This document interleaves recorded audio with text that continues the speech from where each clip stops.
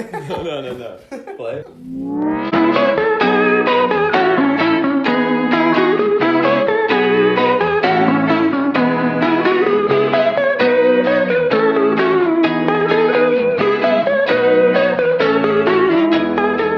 This week of training was the biggest reminder that life gets so much easier whenever you stop negotiating with yourself.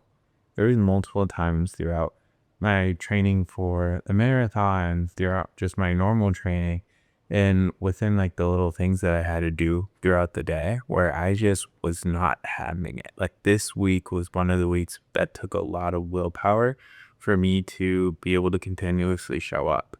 And every time I showed up and did the thing that I didn't want to do, when I finished, the confidence that it gave me just reminds me of why it's so important for you to continuously show up for yourself.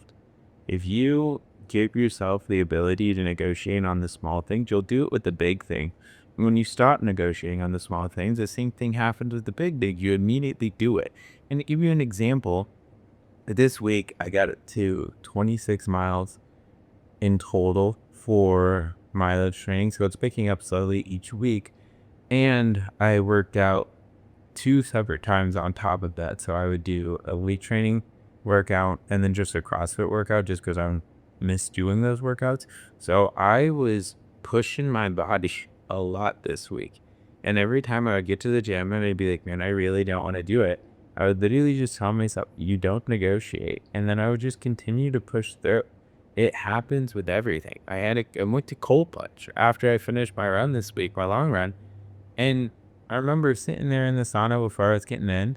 And I was like, dude, you haven't cold punched in a minute. Do you really want to do, I think it was like 3 minutes? And I'm like, maybe I should do like a minute, minute and a half, kind of warm up to it. And I just remember looking at myself and being like, no, you said you were going to do 3 and you don't negotiate with yourself. And I got in the water and I did 3. And it's just like the feeling you get of saying you're going to do something and then just committing to it. And no matter what, seeing it through. It gives you this feeling of power because like that's the definition of power at the end of the day. Power is the ability to be able to make something happen. All of the most powerful people in the world are in that position because they have mastered the ability of making things happen. And the more you can continuously keep your word to yourself and prove to yourself that you are someone that is committed, you are someone who will shift the standard within your life and the people around you, the more you just feel like a more powerful individual. And it's like this amazing feeling because it's not like cocky. It's just like peace or comfort in a way that you know that no matter what, you will continuously show up for yourself. It's a feeling that I believe everybody taps into for like small pockets of time.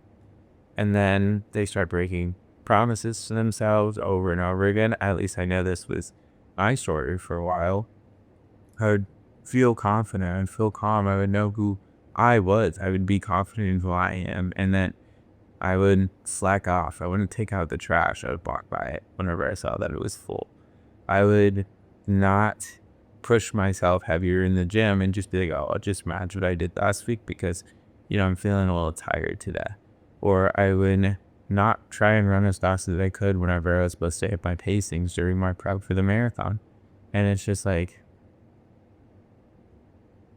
every time I had started to do that or like noticed me fall back into the old character, and I just remind myself the point of damn near everything I do within my life at this point is to get me to a new character, to unlock a new character of like who I am and the way I show up within the world. And the only way I can do that is by forcing myself to do art shit.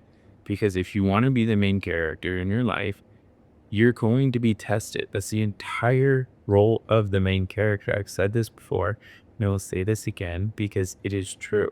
Every movie you ever watch, the main character is tested time and time again. And the reason why they can make 8 different Spider-Man movies, or they can continuously make a new Fast and the Furious movie every year, is because at every level, your character will become limited whenever you try and strive for more. And so you're going to have to go through a bigger test to get you to that next version.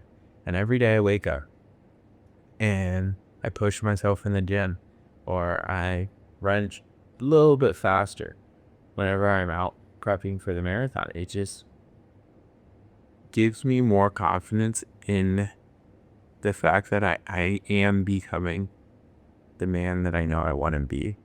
And that's a powerful feeling.